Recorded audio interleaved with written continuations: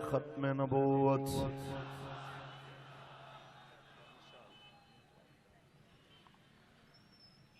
آج وہ کشمیر ہے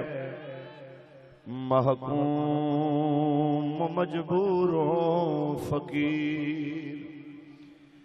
آج وہ کشمیر ہے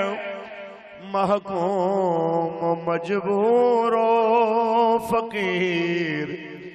کل جسے اہل نظر کہتے تھے ایران صغیر کل جسے اہل نظر کہتے تھے ایران صغیر اور سینہ افلاک سے اٹھتی ہے آہے سوزناک مرد حق ہوتا ہے جب مرعوب سلطان و امیر مرد حق ہوتا ہے جب مرعوب سلطان و امیر میرا سوال ان سب سے آیا جو اپنے آپ کو پورے پاکستان کا ماما کہتے ہیں ترانے بنانے پہ کروڑوں لگانے والوں ہر بات کا الزام دین والوں پہ لگانے والوں ہر مسئلے میں لبیک والوں کے رستے میں کانٹے بچھانے والوں اگر لبیک کے بکسے چوری کرنے سے فرصت ملی ہو اگر ہمارے رستے میں رکاوٹیں ڈالنے کے ارادوں سے فرصت ملی ہو تو ذرا غور کیجئے کہ جناب اعلیٰ 5 اگست سے 5 اگست 2019 سے آج تک کشمیر آج بھی منتظر ہے ہمیں شہرک کہنے والے ہمارے نام پہ دفاع کے اربوں روپیے کھانے والے ہمارے لیے جہاد کے لیے کیوں نہیں نکلے مجھے یاد ہے میرے بابا جان نے فرمایا تھا میں نکلتا ہوں میرے 23 لاکھ وہ ووٹر جو تم نے مانے ہیں وہ نکلتے ہیں چلو بسم اللہ کرو جہاد کا اعلان کرو ہم نے عرض کی قبلہ یہ تو حکومت کا کام ہے آپ نے فرمایا تم نہیں سمجھتے یہ آج تک لوگ کہتے ہیں سکوت بغداد ہو رہا تھا مولوی مناظرے کر رہے تھے سکوت ڈھاکہ ہو رہا تھا مولوی بحث مباحثہ کر رہے تھے ہم آج تاریخ درست کرنا چاہتے ہیں کہ ہم تو چاہتے ہیں کہ الجہاد الجہاد لبیک لبیک جن کا کام ہے وہ کدھر کھڑے ہیں تو میں ان سے سوال کرتا ہوں کہ جس کو تم کندھوں پہ بٹھا کے لائے تھے جسے گود میں کھلاتے ہوئے لائے تھے آج وہ جناب کی داڑھی تک ہاتھ پہنچا رہا ہے تو بڑا درد محسوس ہوا تو قبلہ اپنے اصل کام پہ توجہ دیجئے جو آپ کا کام ہے بسم اللہ کیجئے کشمیر کی طرف رخ کیجئے تاکہ آپ کے اوپر انگلی نہ اٹھیں ورنہ زمانہ یہ بات کہنے میں حق بجانب ہے کہ تو ادھر ادھر کی نہ بات کر یہ بتا کہ قافلہ کیوں لٹا نہ ادھر ادھر کی تو بات کر یہ بتا کہ قافلہ کیوں لٹا مجھے رہزنوں سے غرض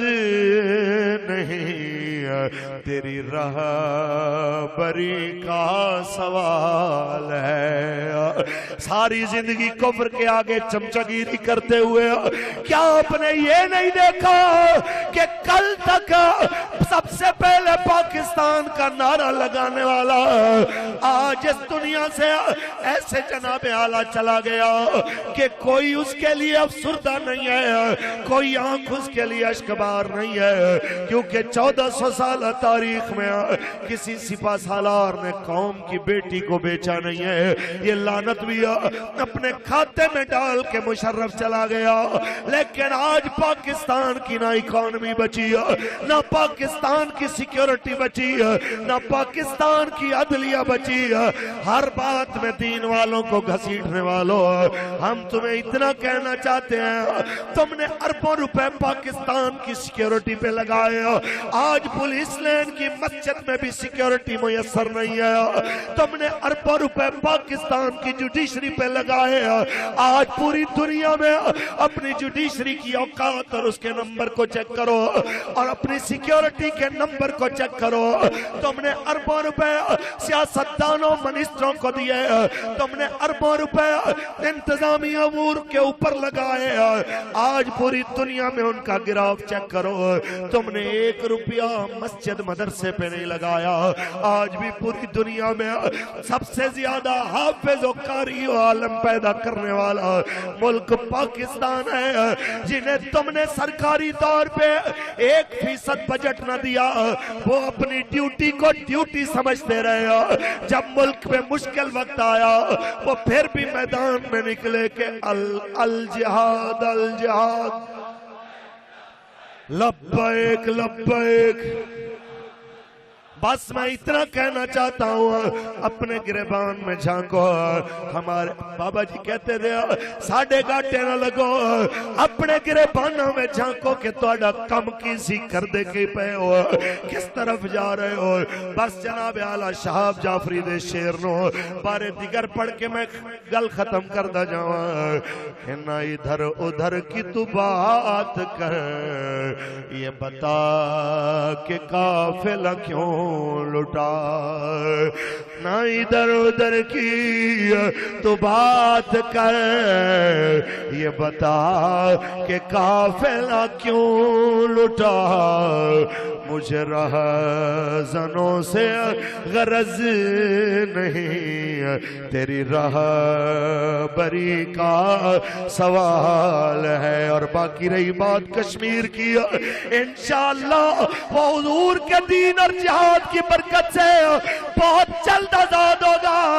بڑے دوست ہمیں کہتے ہیں حضرت جی راہ نہیں کوئی نکل دی نظر آ رہی ہے، حضرت جی کی اور آئے ہیں، میں کہنا چاہتا ہوں مجھے تو یوں لگتا ہے کہ آن قریب یہ تمام پاکستان کے مامے کہلانے والے ہیں، یہ سارے پوریا بستر گول کر کے بھاگنے والے ہیں، اور پاکستان حضور کے ان غلاموں نے چلانا ہے جو اس نعرے پہ کھڑے ہیں کہ پاکستان کا مطلب کیا۔ بس اتنی سی بات یاد رکھ لیجئے کہ سکوت کرنا تھا جب ہوا تب بھی جناب فتح کی باتیں ہو رہی تھی، سکوت ڈھاکہ جب ہوا تب بھی ایک رات پہلے شادیانے بجائے جا رہے تھے۔ ہم تو ڈرتے ہیں، ہم مومنانہ مشورہ دیتے ہیں دوبارہ وہ ذلت کی کالک اپنے منہ پہ نہ ملو، پاکستان میں حضور کے دین کا نظام نافذ کر دو، تمہیں اللہ یہاں بھی عزت عطا فرما دے گا، آگے بھی عزت عطا فرما دے گا۔